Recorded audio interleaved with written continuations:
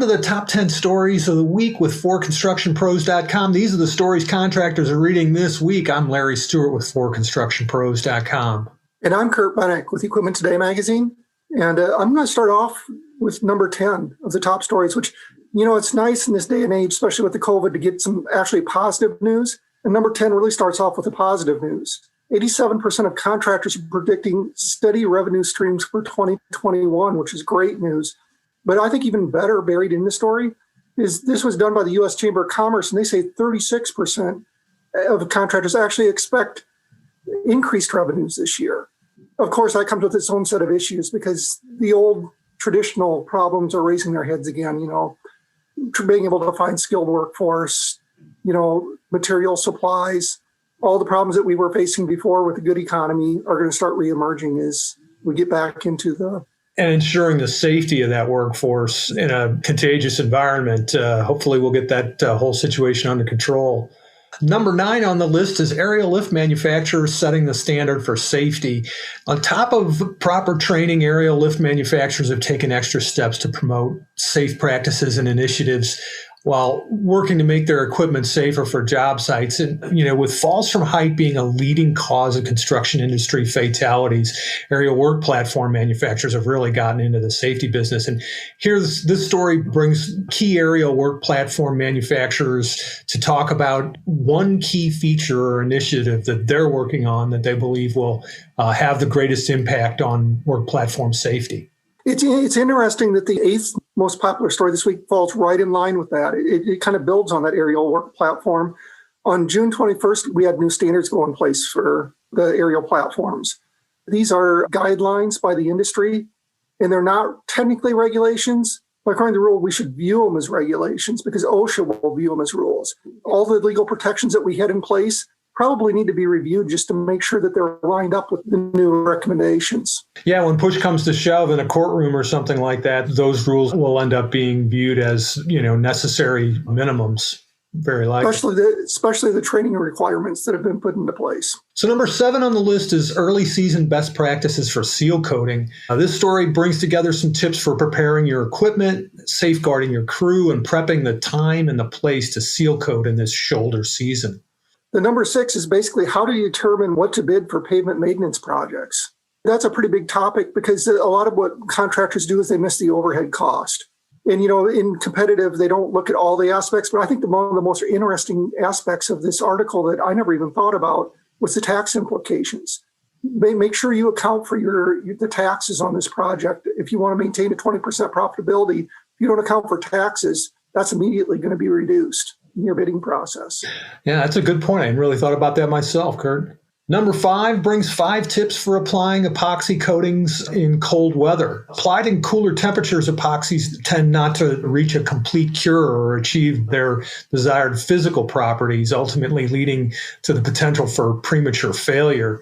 Epoxy coatings can be used in colder temperatures, but there are some special techniques for ensuring the resin and the hardener mix properly, and that the application surface is ready to help epoxy cure thoroughly in a colder environment. Check this one out.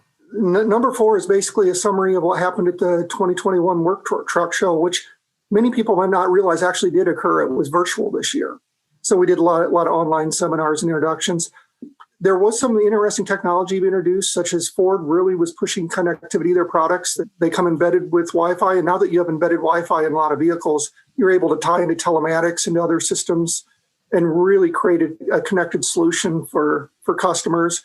Also, we have a company that's helping GM electrify 3,500 pickup trucks, which is pretty big news in the industry right now. It's one of the big pushes. We also had walkarounds of a lot of the newest products, like the International's new HX, International and Western Star's new 49X. To learn more about these products and some of the other products that were introduced, check out the article. Yeah, great job on that, Kurt. You do a great job in the truck market, and the Work Truck Show is really where the hardworking trucks introductions show up. That electrification story for GM, that's a hybrid, right? They're building for that 2500, 3500 series. Yeah, they're actually working with XL Fleet, who's an expert in both plug-in hybrids and in true hybrids. The plug-in electric hybrid is really what they're announcing here.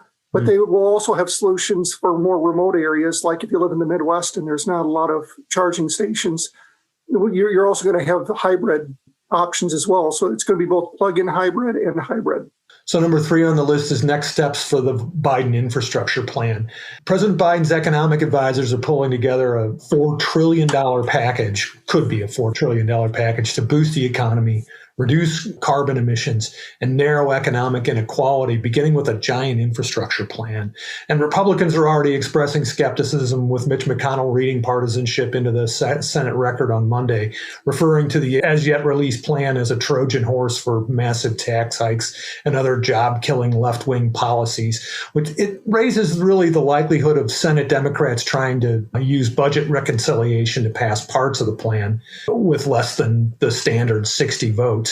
Even though West Virginia Democrat Senator Joe Manchin has said he's unwilling to use reconciliation. So there's a lot of interesting movement going on right now, and directly affects those contractors' expectations for revenue growth this year. You should check that one out. Yeah, Larry, I think that would be an interesting topic because there's been a lot of back and forth on this. I've even read recently that they're talking about splitting the infrastructure into maybe 2 packages to try to get one portion passed and then work on the others. So, and then number 2 is basically a summary of crack repair options for concrete, which is basically an article that outlines that not all crack repairs are the same. I mean, basically, you have to look at what's causing the crack and what are the potential solutions. Are you looking for something that's cosmetic? Are you looking for something that's structural, maybe a dynamic crack versus a static crack where it's not going to do any more? There's a lot of different solutions. You have to understand the root causes of what's caused the crack and what you're trying to achieve so you can select the best solution for a concrete crack, which basically, if you're in the concrete business, this is something everybody has to deal with. A lot of how-to stories in this week's list. You can tell people are getting back to work in a big way. Number 1 on the list this week is World of Concrete getting the go-ahead from the state of Nevada to hold their in-person show in June in Las Vegas. Show owner Informa Markets received approval from Nevada, and they'll go ahead with this first large-scale trade show to return to the U.S. market since the pandemic. And Informa proposal confirms specific strategies to comply with state and Nevada health protocols for public gatherings, including enhanced cleaning, personal hygiene stations, increased air filtration and physical distancing. Face masks, social distancing, and temperature checks will be mandatory for all participants. You know, I guess that's what you come to expect in the post-COVID world. That's the list. Thanks so much for your help, Kurt. Thank you for tuning in today. Hope you have a great weekend, and we'll see you next week.